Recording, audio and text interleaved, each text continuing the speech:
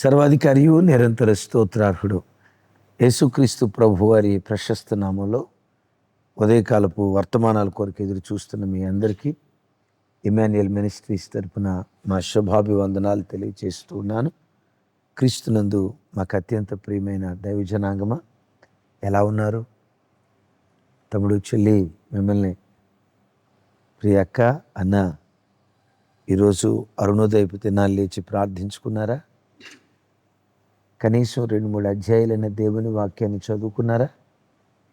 అన్నయ్య, నిన్నే కదా ఆదివారపు ఆరాధనకు వెళ్ళి వచ్చింది, సోమవారం కూడా మమ్మల్ని వదిలిపెట్టరా అని అనకండి. ఏనాటి మన్నా ఆనాడే ఏరుకోవాలి. ఏనాటి భక్తి, ఏనాటి ప్రార్థన ఆనాడే మనం చేయాలి. నిన్నటి ప్రార్థన ఈరోజు మనకు పరిశుద్ధతనివ్వలేదు. ఈనాటి ప్రార్థన రేపటి భక్తి జీవితాన్ని కదా అపాయకర కాలంలో బ్రతుకుతున్నాం. ఈనాటి ప్రార్థన ఆనాడే చేయటం మర్చిపోవద్దు. ఒకవేళ ఇంకా మీరు ప్రార్థన చేసుకోకపోతే ఈ వర్తమానం విన్న తర్వాతైనా, కొద్దిసేపైనా ప్రార్థనలో గడిపిన తర్వాతే గడప దాటి బయటికి వెళ్ళాలని మీ అన్నగా, మీ కుటుంబ సభ్యునిగా నా చేతులు జోడించి బ్రతిమలాడుకుంటూ చెప్తూ ఉన్నాను. ప్రాముఖ్యంగా గత ఆదివారం మన సెంట్రల్ మందిరం నుంచి దివ్యమైన వర్తమానాలు పరిశుద్ధాత్మదేవుడు అందించారు. నోటి మాటను ఎందుకు జాగ్రత్తగా కాపాడుకోవాలో తెలుసా? రెండవది, ఎందుకు ఉపవాస ప్రార్థన? గడిచిన రాత్రి నాగోల్ ప్రాంతంలో జరిగిన సభలో ఒక సవాలుతో కూడుకున్న వర్తమానం యెహెజ్కేలు జీవితంలో నుంచి ఓ దివ్యమైన సందేశం పరిశుద్ధాత్మ దేవుడు అందించారు. వినకపోతే తప్పకుండా వినండి, మీ హృదయాలు కట్టబడతాయి. దేవునిలో యవ్వన పిల్లలు ప్రత్యేకంగా స్థిరపడటానికి ప్రభు కృప చూపిస్తారు. మంచిది. ప్రాముఖ్యంగా ఎప్పుడు మీ కొరకు మేము ప్రార్థన చేస్తూ ఉన్నాం కదా, మీ ప్రార్థన సహాయాన్ని మేము కోరుతూ ఉన్నాం. ఈ నెల 25వ తారీఖు నుంచి మనకు 21 దినాలు ఉపవాస ప్రార్థనలు ప్రారంభించబోతూ ఉన్నాం. గత సంవత్సరాల్లో జరిగిన దానికంటే ఈ ఏడాది రెట్టింపు మహిమతో దేవుడు జరిగించినట్లుగా మీ అందరి ప్రార్థనలో జ్ఞాపకం చేసుకోండి. అలాగే మాసాంతర కూటం 31వ తారీఖు మాసాంతర కూటం, అలాగే ఆగస్టు నెల 13, 14, 15 తారీఖులో ఉపవాస ప్రార్థన ముగింపు దినాలు మేకల వెంకటేష్ గార్డెన్స్ ఫంక్షన్ హాల్ నందు మాసాంతర కూటం, ఉపవాస ప్రార్థన ముగింపు దినాలు జరుగుతాయి. ప్రార్థించండి. అనేకులకు ఈ సమాచారం షేర్ చేసి వారు పాల్గొందినట్లుగా ప్రోత్సహించగలరని ప్రేమతో మీ అందరికీ మనవి చేస్తూ, ఈ దినం ఎందుకో పరిశుద్ధాత్మ దేవుడు వ్యక్తిగత ప్రార్థనను గూర్చి మీతో పంచుకోమని పరిశుద్ధాత్మ దేవుడు నాతో మాట్లాడారు. పరిశుద్ధ గ్రంథమైన బైబిల్లో బలిపీఠం 3 మూరల ఎత్తుతో కట్టబడినట్లుగా లేఖనాల్లో మనం చూస్తాం. 3 మూరల్లో ఒక్కొక్క మూర ఒక్కొక్క ఆత్మీయ అనుభవాన్ని చూపిస్తుంది. మొదటి మూర వ్యక్తిగత ప్రార్థన జీవితం, రెండవ మూర కుటుంబ ప్రార్థన జీవితం, మూడవ మూర సంఘ ప్రార్థన జీవితం. సంఘ ప్రార్థన జీవితానికైనా కుటుంబ ప్రార్థన జీవితానికైనా మూలం వ్యక్తిగత ప్రార్థన జీవితం. ఈ ఉదయం వాక్యం వింటున్న చెల్లి, తమ్ముడు, మిమ్మల్ని ఒక అన్నగా, మీ క్షేమాన్ని కోరుకునే మీ ఆత్మీయ సహోదరునిగా ఓ చిన్న ప్రశ్న మిమ్మల్ని అడగని. నేను అడగబోయే ప్రశ్న ఏంటో తెలుసా? రోజుకొచ్చి కనీసం 1 గంట అయినా వ్యక్తిగతంగా ప్రార్థనలో మీరు గడపగలుగుతున్నారా? కుటుంబంగా కాదు, కుటుంబంగా ప్రార్థన చేసుకుంటున్నారు. వ్యక్తిగతంగా నీవు, నీ దేవుడు, వ్యక్తిగతంగా దేవునితో గడిపే వ్యక్తిగత ప్రార్థన బలిపీఠం ప్రార్థన అనుభవం నీకుందా? ఆ మధ్య ఓ దైవజనుడు తన మందిరానికి వచ్చే విశ్వాసులతో మాట్లాడుతూ దరిదాపు ఓ 20 కుటుంబాలు ఉన్నాయట. ఆ 20 కుటుంబాల్లో ఆ 20 మంది వ్యక్తులతో మాట్లాడుతా పర్సనల్గా అడిగాడట, రోజుకొచ్చి కనీసం వ్యక్తిగతంగా 1 గంట అయినా ప్రార్థన చేసుకుంటావా తమ్ముడు? నువ్వు చేసుకుంటావా? లే తల్లి మీరు చేసుకుంటారా? బాబు మీరు చేసుకుంటారా? అన్నా వ్యక్తిగతంగా రోజుకొచ్చి కనీసం 1 గంట అయినా ప్రార్థన చేసుకుంటారా అని ఒక 20 మందిని అడిగితే 18 మంది చెప్పిన సమాధానం ఏంటో తెలుసా? గంట కాదయ్యా, వ్యక్తిగతంగా కనీసం పట్టుమని 10 నిమిషాలు కూడా మేము ప్రార్థన చేయలేని ప్రార్థన దారిద్ర్యతను మేము అనుభవిస్తున్నాం. డబ్బులు ఐశ్వర్యవంతులమయ్యాం కానీ ప్రార్థనలో కడు పేదవాళ్ళగా బ్రతుకుతున్నాం. 18 మంది చెప్పిన మాటట. రోజుకొచ్చి 1-2 గంటలు వ్యక్తిగతంగా ప్రార్థనలో గడిపే వ్యక్తులు 2 అయితే గడపని వ్యక్తులు 18 మంది. మిమ్మల్ని ఒక మాట అడుగుతా, రోజుకొచ్చి 1 గంట అయినా వ్యక్తిగత ప్రార్థన జీవితం నీకుందా? సాతాను కడవరి దినాల్లో విశ్వాసులు వ్యక్తిగత ప్రార్థనా జీవితాన్ని నిర్లక్ష్యం చేసేటట్లుగా ప్రజల మనసులను సైతాను పురికొల్పుతున్నాడు. విన్నారా? ఎందుకు క్రైస్తవునికి వ్యక్తిగత ప్రార్థనా జీవితం ఉండాలి? 6 ప్రాముఖ్యమైన విషయాలు చెప్తారు. నంబర్ 1, వ్యక్తిగత ప్రార్థనా జీవితం నీ ఆత్మను బలపరుస్తుంది. శరీరం బలపడటానికి ఆహారం అవసరం, ఆత్మ బలపడటానికి వ్యక్తిగత ప్రార్థన అవసరం. తమ్ముడు చెల్లి విన్నారా? నీ అంతరంగ పురుషుడు ఓ బలమైన వాడిగా మార్చబడాలంటే, ఆధ్యాత్మిక జీవితంలో ఒక బలమైన విశ్వాసిగా నువ్వు తీర్చిదిద్దబడాలంటే నీ ఆత్మను బలపరిచే ఆ బలమైన టానిక్ వ్యక్తిగత ప్రార్థనా జీవితం. ఇందాక చెప్పే కదా, శరీరం బలపడటానికి ఆహారం కావాలి. సుమో ఫైటర్స్ అని మీరు వినుంటారు. ఒక్కొక్కళ్ళు తక్కువ 250 కిలోలు ఉంటారు. 250 కిలోలు ఉంటారు. 250 నుంచి 350 కిలోలు ఉండేవాళ్ళు కూడా ఉంటారు.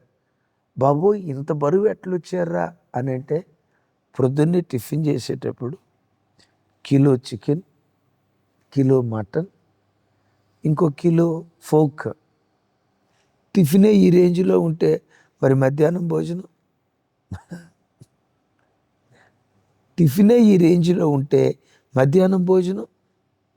అంటే కోళ్ళు లేపేస్తారు.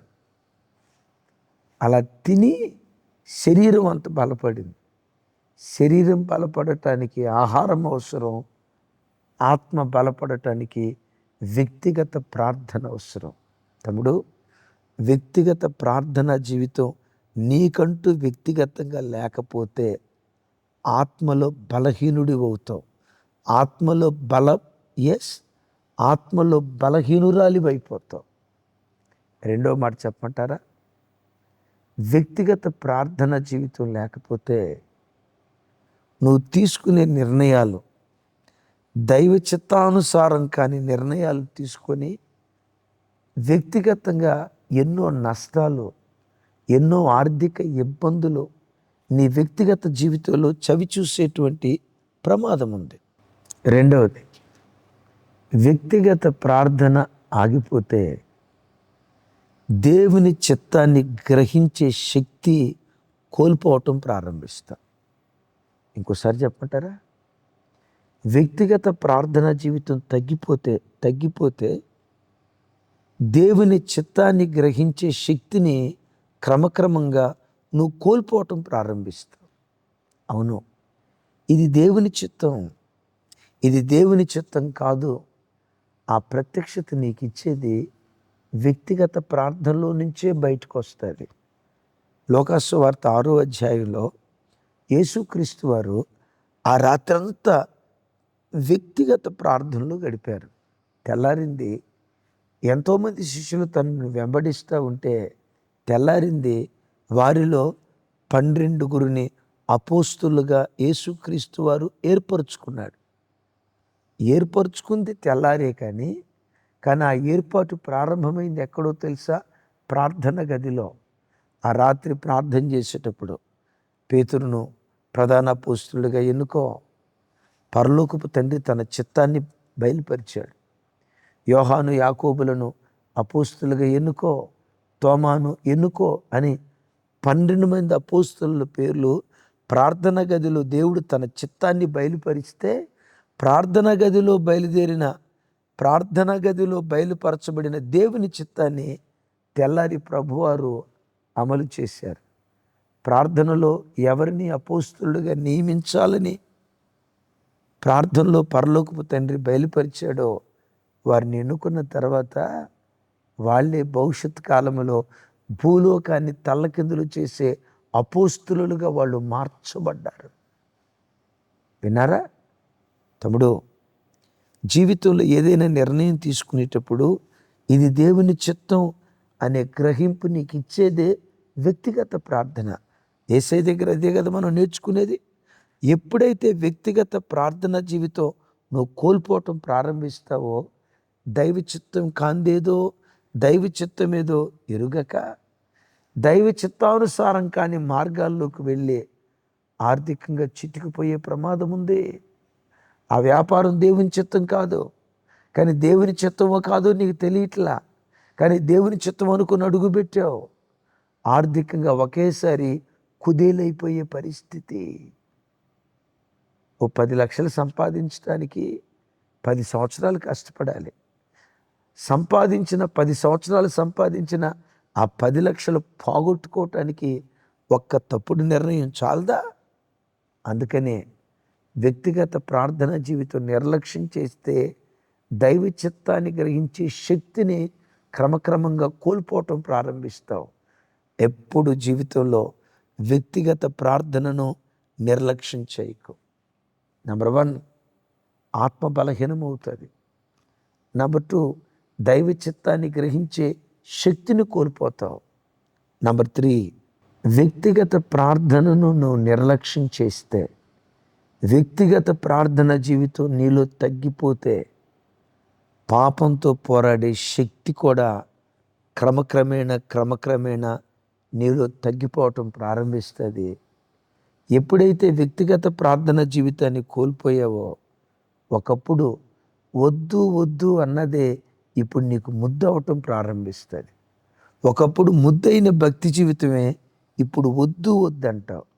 ఎందుకో తెలుసా? ప్రార్థనను ఎదిరించే శక్తిని నువ్వు క్రమక్రమంగా కోల్పోవటం ప్రారంభిస్తావు.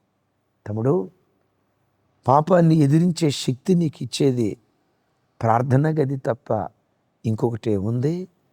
దైవ సన్నిధిలో నువ్వు ప్రార్థన చేస్తే ప్రార్థనా పరుల మీదకి దేవుని కృప దిగి వస్తుంది. ఎంత ప్రార్థన చేస్తావో అంత కృప నీ మీదకి వస్తుంది.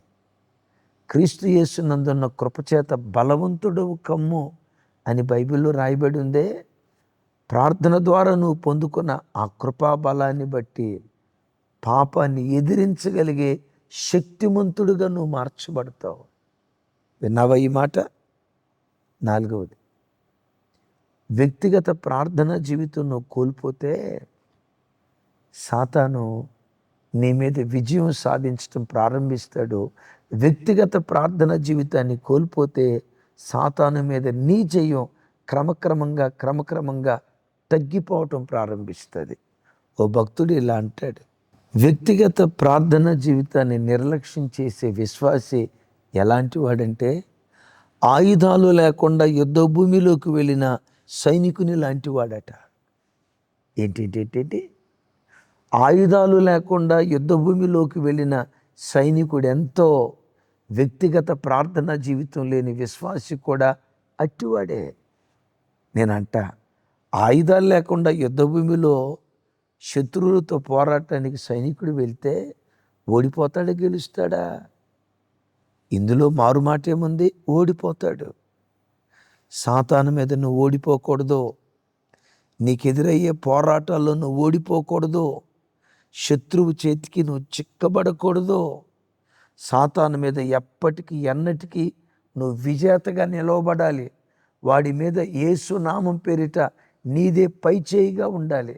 వాడిని నువ్వు ఓడించాలంటే, వాడి మీద నువ్వు గెలవాలంటే ప్రార్థన అనే ఆయుధాన్ని మనం ధరించి వెళ్ళాలి. విన్నారా? ప్రార్థన అనే ఆయుధం మన చేతిలో ఉంటే ఆయుధాలు కలిగిన సైనికుడు శత్రువును అవలేలగా ఓడించగలడు కదా. ఈరోజు ఇజ్రాయెల్ దేశం చుట్టూతో ఉన్న మహమ్మదీయ దేశాలకు భయాన్ని పుట్టించే దేశంగా ఎందుకుంది? భయంకరమైన ఆయుధాలు వాళ్ళ దగ్గర ఉన్నాయి. ఎందుకు అమెరికా దేశానికి ఎన్నో ప్రపంచ దేశాల్లో ఉన్న దేశాలు గడగడ వణుకుతాయి? వారి చేతిలో అలాంటి యుద్ధ సామాగ్రి ఆయుధాలు ఉన్నాయి కదా. ఆయుధాలు కలిగిన ఏ రాజైనా ఏ సైన్యమైనా ఇట్టే గెలిచేది కదా, ఇట్టే గెలుస్తారు కదా. క్రైస్తవ జనమా, ప్రతిరోజు శత్రువైన సాతానుతో మనం పోరాడుతున్నాం. వాడి మీద నువ్వు విజయాన్ని సాధించాలంటే వ్యక్తిగత ప్రార్థన అనే ఆయుధాన్ని నిరంతరము నువ్వు ధరించేవాడిగా ఉండాలి. తమ్ముడు, వ్యక్తిగతంగా ప్రార్థన చేసి 1 గంట సేపు దేవుని దగ్గర మోకరించి ఏడుస్తూ ప్రలాపించి చాలా కాలం అవుతుంది కదూ. వ్యక్తిగత ప్రార్థన బలిపీఠం పడిపోయింది కదూ. నీ ప్రార్థనా జీవితాన్ని కట్టడానికే దేవుడు నా హృదయాన్ని రేపి నీతోనే మాట్లాడుతున్నాడు. ప్రార్థనా బలిపీఠం కోల్పోయిన ఓ తమ్ముడా, వ్యక్తిగత ప్రార్థన బలిపీఠాన్ని పడగొట్టుకున్న ఓ చెల్లి, మరలా తిరిగి కట్టుకోవటం ప్రారంభించు. 5వది, వ్యక్తిగత ప్రార్థనా జీవితం తగ్గిపోతే శోధనలో పడిపోవటం పెరగటం ప్రారంభిస్తుంది. ప్రతి చిన్న శోధనకు ఇట్టే పడిపోతావు. వ్యక్తిగత ప్రార్థనా జీవితం నీకు లేకపోతే కోప్పడకూడదు అని అనుకుంటూ ఉంటావు. భార్య ఒక మాట అనేసరికి కస్సుమని లేస్తావు. భర్త ఒక మాట అనేసరికి ఏమనకూడదు అనుకుంటూనే ఉంటావు. నా భర్త ఏమన్నా నేనేమనకూడదు అని అనుకుంటూనే అనాలనుకున్నాయని అంటమే కాదు, అనకూడదు అనుకున్న వాటిని కూడా నువ్వు అంటావు. ఎందుకో తెలుసా? శోధనను జయించే శక్తిని నువ్వు కోల్పోతావు. భర్త ఒక చిన్న మాట అంటే చాలు కస్సుమని లేస్తావు. ఇల్లు నరక కోపంలాగా మారిపోద్ది. ఫోన్లో ఇవి చూడకూడదు అని అనుకుంటూనే ఓ చిన్న వీడియో క్లిప్పింగ్కే ఎందుకు శోధనకు లొంగిపోతున్నావో తెలుసా? ఎందుకు శోధనలో పడిపోతున్నావో తెలుసా? శోధనలో పడిపోవటానికి కలిగిన కారణం వ్యక్తిగత ప్రార్థన జీవితం నీకు లేకపోవటం. కుటుంబంలో అందరి మీద చిన్నదానికి పెద్దదానికి చిరాకు పడుతూ నీవు సమాధానంగా బ్రతక ఇంటిని అసమాధానంగా చేయటానికి చిన్న చిన్న శోధనలే తట్టుకోలేక పెద్దవిగా చేసుకోవటానికి కారణం వ్యక్తిగత ప్రార్థన జీవితం లేకపోవటం.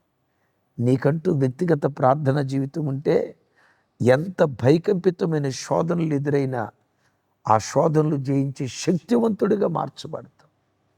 6వది, అత్యంత ఖరీదైనది, దేవుని వాక్యం చదివితే వాక్య జ్ఞానం మనకు వస్తుంది. దేవుని వాక్యం చదవకపోతే దైవ జ్ఞానానికి మనం దూరం అవుతాం. క్రమక్రమంగా దైవ జ్ఞానాన్ని కోల్పోతాం.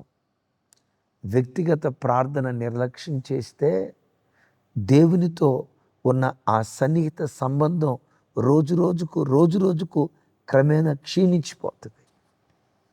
అంటే దీని అర్థం ఏంటో తెలుసా? దేవుడంటే నీ గుండెల్లో ఉన్న పిచ్చి ప్రేమ. చావైనా బ్రతుకైనా నా దేవుని కొరకే బ్రతకాలి. అలాంటి స్థాయిలో ఉన్న నీవు ఎప్పుడైతే వ్యక్తిగత ప్రార్థనలో తగ్గిపోతావో చిన్న కష్టం రావటంతో ఏం దేవుళ్ళండి, ఏం ప్రార్థనలండి, ఏం చర్చిలండి, ఏం ఉపవాసంలండి అని ఒకప్పుడు దేవుడంటే పిచ్చి ప్రేమతో బ్రతికిన నీకు ఇప్పుడు ఆ దేవుని పేరు వినటానికే అదో రకంగా ఉంటుంది. ఒకప్పుడు ఆదివారం మందిరం అంటే దేవుని సన్నిధి అంటే లేడి పిల్లలాగా పరిగెత్తుకుంటూ వచ్చే నీవు వెళ్దాంలే, ఒకప్పుడు లేడి పిల్లలాగా పరిగెత్తే నీవు ఇప్పుడు కనీసం ఏనుగు పిల్లలా కూడా పరిగెత్తుకుని రాని పరిస్థితుల్లోకి ఎందుకు వెళ్ళిపోతావో తెలుసా? ఆ వ్యక్తిగత ప్రార్థన బలిపీఠం ఎప్పుడైతే పడిపోతుందో దైవికమైన కార్యాల పట్ల ఆసక్తి క్రమక్రమంగా తగ్గిపోవటం ప్రారంభిస్తుంది. ఎందుకో ఈరోజు వ్యక్తిగత ప్రార్థన బలిపీఠాన్ని గురించి మాట్లాడమని ప్రభువు నన్ను పురికొల్పారు. క్రైస్తవునికి వ్యక్తిగత ప్రార్థన బలిపీఠం ఉండాలి, కుటుంబ ప్రార్థన బలిపీఠం ఉండాలి, సంఘ ప్రార్థన బలిపీఠం ఉండాలి. అయితే సంఘ ప్రార్థన బలిపీఠానికైనా కుటుంబ ప్రార్థన బలిపీఠానికైనా పునాది వ్యక్తిగత ప్రార్థన బలిపీఠం. ఎంతోమంది క్రైస్తవులు ఆదివారం మందిరాలకు వస్తున్నారు, కానుకిస్తున్నారు, సంఘాలలో ఉపవాస ప్రార్థనలో పాలు పంపులు పొందుతున్నారు. ఇవన్నీ బాగానే ఉన్నాయి, కానీ వ్యక్తిగత ప్రార్థన బలిపీఠాలు పడిపోయిన స్థితిలో అనేక మంది బ్రతుకుతున్నారు. ఇంకొకసారి తమ్ముడా, చెల్లే, అక్క, ప్రియన్న, మీ కుటుంబ సభ్యునిగా మిమ్మల్ని అడుగుతున్నాను, నాకు సమాధానం చెప్పండి. రోజుకొచ్చి కనీసం 1 గంట అయినా ఏకాంతంగా వ్యక్తిగతంగా దేవునితో నువ్వు గడపగలుగుతున్నావా? గొప్ప దైవజనులు చార్లెస్ స్పర్జన్ గారు ఇలా అంటారు, ఒక విశ్వాసి దేవునిని విడిచి నాశనం అవటానికి మొదటి 10 కారణాలు వెతికితే ఆ మొదటి 10 కారణాలలో 9 కారణాలు వ్యక్తిగత ప్రార్థనా జీవితాన్ని నిర్లక్ష్యము చేయటమే దీనికి 9 కారణాలు అంటాడు. అయ్యా, ఆ వ్యక్తి దేవుని విడిచి ఎందుకు నాశనమయ్యాడు? భక్తిహీనుడిగా ఎందుకు మిగిలాడు? భక్తిలో ఎందుకు పతనమయ్యాడు అని ఆ భక్తుడు అంటారు 10 కారణాలు వెతికితే మొదటి 9 కారణాలు వ్యక్తిగత ప్రార్థన వ్యక్తిగత ప్రార్థనా జీవితాన్ని నిర్లక్ష్యము చేయటమే అతడు భక్తిలో తొలగిపోవటానికి కారణం. విన్నారా? అంటే ఒక వ్యక్తిని భక్తిపరుడుగా నిలవబెట్టేది, క్రీస్తుతో అనుసంధానం చేయబడి అంటుకట్టబడిన జీవితం ఒక వ్యక్తికి అనుగ్రహించేది వ్యక్తిగత ప్రార్థనే. తమ్ముడు, నువ్వు ప్రాణం విడిచే ఆఖరి క్షణం వరకు కూడా యేసు యేసు యేసు అంటూ యేసుక్రీస్తు అనే ప్రపంచంలో విహరించే ఆధ్యాత్మిక స్థాయిలోనే నీ ఆఖరి శ్వాస విడవాలి. నీవు అలా బ్రతకాలంటే అలాంటి భక్తి జీవితాన్ని నీకు పుట్టించేది వ్యక్తిగత ప్రార్థన గది. ఈ దినం నుండి రోజుకొక గంట వ్యక్తిగతంగా ప్రార్థన చేసుకుంటానయ్యా తీర్మానం చేసుకుంటారా? అట్టి కృప దేవుడు మనందరికీ దయచేయునుగాక. ప్రార్థన. సర్వశక్తి గల తండ్రి, మాతో మీరు మాట్లాడిన ప్రతి శ్రేష్టమైన మీ మాటకై స్తోత్రాలు. అవునయ్యా, సంఘ ప్రార్థన మాకు ఉండాలి, కుటుంబ ప్రార్థన మాకు ఉండాలి. అదే సమయంలో వాటన్నిటికీ పునాది వ్యక్తిగత ప్రార్థనని సెలవిచ్చాం. మా జీవితంలోకి మీదటి అన్నాడు, వ్యక్తిగత ప్రార్థన మేము నిర్లక్ష్యం చేయకూడదయ్యా. రోజుకొచ్చి కనీసం ఈ ప్రార్థనలో ఏకీభవిస్తున్న ప్రతి బిడ్డ రోజుకొచ్చి కనీసం 1 గంటైనా మీ సన్నిధిలో గడపగలుగునట్లుగా ఒక్కొక్క బిడ్డను యేసు నామంలో మీరు స్థిరపరచుదురుగాక. పడిపోయిన వ్యక్తిగత ప్రార్థన బలిపీఠాలు యేసు నామంలో తిరిగి మరలా కట్టబడునుగాక. మీరు అలా కడుతున్నందుకు స్తోత్రాలు, మీరు నిలవబెడుతున్నందుకు స్తోత్రాలు. యేసు నామం పేరిట ప్రార్థించి స్తుతించి పొందియున్నాము తండ్రి.